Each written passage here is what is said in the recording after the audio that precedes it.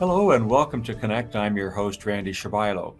On today's show, we'll have Chris Dekker, the President and CEO of the Saskatchewan Trade and Export Partnership, as well as Sarah Bittner, the Executive Director of the Saskatoon Club. And as always, we'd like to connect with you. Follow us on Facebook at Connect YXC, catch past interviews on the Shaw Community Link YouTube channel, email us at connectyxc@gmail.com, or leave a message at 306 665 3796. The Saskatchewan Trade and Export Partnership's CEO Chris Dekker is with us today to give some light into some dark corners of the COVID world and how well Saskatchewan is doing. Chris, thanks for taking some time out of that busy schedule of yours and helping us understand exactly what STEP is. Great to be on your show, Randy. Great to see you again, albeit via the internet. I want to talk a little bit about a very special time, I guess, for STEP. It's their 25th year. Can you shed some light in terms of what it does and why it's so important to Saskatchewan? Yes, it's our 25th anniversary year. So it was back in 1996 when things like eBay started their online auction service. Dolly the sheep was the first mammal that was successfully cloned. Braveheart took the Best Picture Oscar, and everybody, including a very young Randy Shabilo, was dancing to a song called the Macarena. And in 1996, we opened our doors to Saskatchewan exporters. We were launched in that year by the provincial government following an extensive consultation with the private sector. Because exports are so important to our economy, they identified the real need for an independent trade and export development organization led by the exporting industry. The reasons for doing something special in exports is relatively simple, as we know in this province.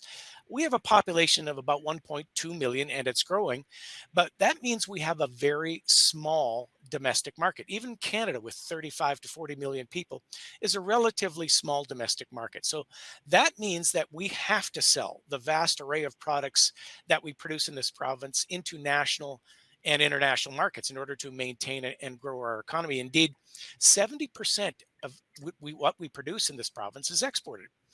In fact, we were one of the most export dependent provinces and one of the most export dependent countries in the world. EDC, Export Development Canada, estimates that 1 in 5 jobs, and we think it's probably more like 1 in 3 jobs in Saskatchewan, are dependent on exports. So the province said we need a membership based trade promotion organization that offers a full suite of programs and services, especially for Saskatchewan exporters. So that same model, which has provided many benefits for both stakeholders and industry, continues with our partnership with the provincial government. That is the partnership in our name. And so while much has changed since 1996, our singular focus on the private sector, on exports, hasn't changed. So since our inception, we've been a catalyst to generate leads, initiate sales, discover new markets, solve logistics problems, labeling issues. And in 25 years, we've organized 1,355 trade missions to over 78 countries around the world. It's all about connecting Saskatchewan business to the world. And how do we do that in terms of can't just jump up and down and there's social media and there's all kinds of ways I would imagine, but I think many of us would automatically think of food and grain, but there must be some other components of the export market that aren't just limited to food and grains. Not at all. Certainly, agriculture commodities are our number one, when taken as a whole, our number one export. Oil is a big export into the United States, potash, obviously, uranium. But there's also value add, which is an important economic development program that has been instituted in the province for 20 some odd years. We're starting to add value to our commodities instead of shipping them out raw like that. So instead of canola seed, it's canola oil and canola meal. And instead of, for instance, peas, it's pea proteins and pea isolates and pea flours. So we're very much manufacturing and processing all of our commodities, much more of our commodities, instead of sending them out raw. We also have a robust manufacturing industry, a robust lumber industry. So it is very much varied and diversified. So how does Saskatchewan measure up? We're worldwide competitors in this. How do we measure up? And I guess up until 2020 when the onset of the lockdowns and so on. Uh, are we faring well, or give us a rating on what we're doing? Yeah, it's a good question, Randy. Certainly, the COVID-19 pandemic has been the greatest challenge and the most dramatic economic downturn of our time, and we continue to experience the uncertain and unpredictable times. As your viewers would have presumed, STEP is heavily involved in international engagement, and the nature of our expert promotion. And services that we provide includes organizing between 40 and 45 international missions every year. So when COVID-19 hit, markets around the world started to close borders. They restricted travel and all but eliminated large public gatherings. So that had the effect of canceling all of our trade missions last year. So to help with those new realities, we shifted. Everybody pivoted, and certainly STEP did. Our international efforts were shifted to expand the use of virtual trade opportunities for Saskatchewan exports.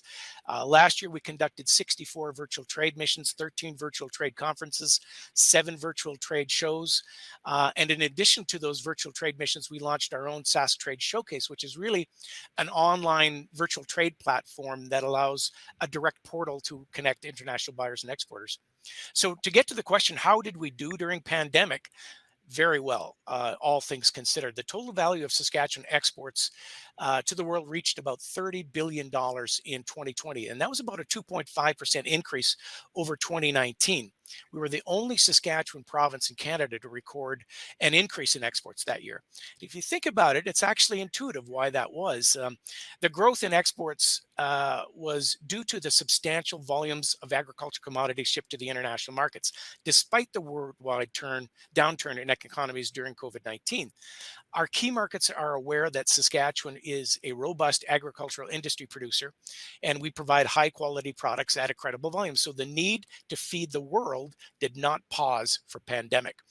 Now, fast forward to 2021, the trend continues. All the numbers aren't quite in from last year, but year to date exports indicate that we're looking at about a 24 to 25% increase in exports. Again, we had robust commodity sales, but now you've got oil prices increasing and potash industry returning to previous numbers. So it looks good and everything continues to climb.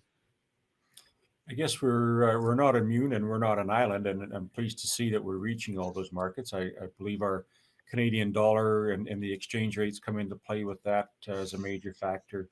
When we talk about the logistics, I Mhm. guess pre-pandemic and post, and we have all of the border issues and Yeah. now the flooding in BC and Yep. containers and shipments. I've got merchants up and down here that are facing some lengthy delays and tripling in costs Yep. bringing their goods here. What's happening on the logistics end with producing what we do in manufacturing here and getting it out? Yeah, good question. As you know, Randy, any entrepreneur faces business risk. That's the reward element is what drives many entrepreneurs. But exporters face additional risk on top of that everyday business risk. They have to be on top of foreign exchange and currency fluctuations. They have to understand foreign languages and cultures, foreign regulatory requirements, and foreign legal environments. And by the very nature of exporting, they need to be well aware and have effective and efficient transportation to get the goods to markets. And as you have noted, that's certainly been a problem of late, particularly for a landlocked province like Saskatchewan. COVID-19 and its resulting border closures, gathering restrictions again, and industry shutdowns have created a supply and demand anomaly in containers, in shipping containers, the oblong boxes you see on rail cars from time to time. And whenever demand exceeds the supply, you have shortages, and the shortages create delays, and then they increase costs and prices. And you add to that, as you noted, some of the weather-related events, including the significant BC flooding that occurred and choked off our access to West Coast ports. You add the notion that we have a significant shortage of long-haul drivers in Canada, and you get this notion of a perfect storm as it relates to logistics. So, as you've noted, shipping costs have doubled and in some cases have tripled. I would add that the same anomalies causing issues work against getting product into the province for our manufacturers and value added industries. So, businesses are seeing problems obtaining everything from computer chips to tire rims, for instance. Now, as with any supply and demand issue, the problem should ultimately self-correct. But some of the members in of STEP who are in the logistics industry note that there's various factors at play, so it's tough to give a time frame, but they say that this could be many months before it is rectified. Can't imagine being at the helm of, I guess, not necessarily your budget, but responsible for and encouraging the growth of $30 billion worth of trade. Are there things that keep you up at night, or what are some things that you just kind of keep your eye on with regards to barriers and those common pitfalls that some of us face? Yeah, and to be sure, Randy, there's a lot of headwinds that will be challenging for the export industry in the short term and the medium term. We just mentioned the ongoing issues with COVID-19 and the uncertainty that that creates for businesses. And as we all know, uncertainty and business do not go well together. Vaccination rates will continue to increase and borders will begin to ease their restrictions. Travel will start back up again, but there's going to be effects that linger on for months and perhaps years. And of course, you never know when the next variant or the next wave is going to hit. We also lose some sleep over geopolitical challenges, Randy, that can impact our exporters. Relations with China are strained, as we all know. And of course, the prospect of war in Eastern Europe. Between Ukraine and Russia, and perhaps more specifically, what would be of concern to some of the sanctions that could be leveled against Russia and Belarus, which will have an immediate impact on some global trade, some of it good and some of it not so good. I would say finally, and this is important, we must invest and maintain our export infrastructure. Again, as a landlocked province dependent on exports, we need to get our goods to market through road, rail, and pipeline. So we continue to have operational and capacity issues with rail and our tidewater ports, and that can impact our ability to deliver on time and at competitive rates. So lots of headwinds. So, what does the future hold for Saskatchewan, and what do you see in the immediate forecast for us? To be sure, there are a lot of tailwinds that are going to push exports, Randy. And so we're 100% bullish on the future of trade and the Saskatchewan economy. One of the principal reasons for that is again relatively simple, and that is that the world's population is growing, and in some cases, it's growing exponentially. Look, there's just under 8 billion of us on this planet, and most predictions say that in about 30 years, that could be more like 10 billion people. So the United Nations is saying that we are going to need 70% more food production by 2050.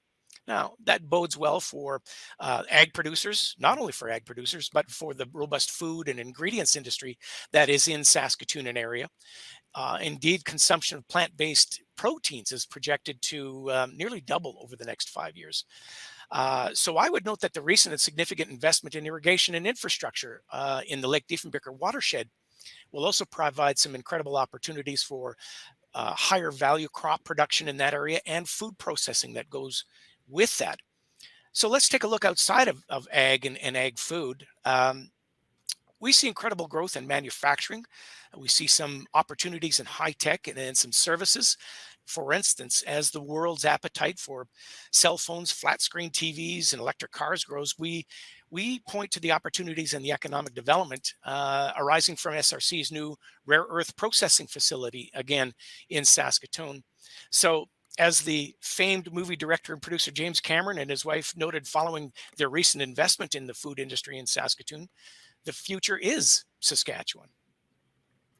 Well, I think we're in good hands with you at the helm, and I want to thank you, Chris, for all of the hard work that you and the team is doing there on behalf of all of us. Chris Dekker, President and CEO for Saskatchewan Trade and Export Partnership. Stay with us. We'll be right back.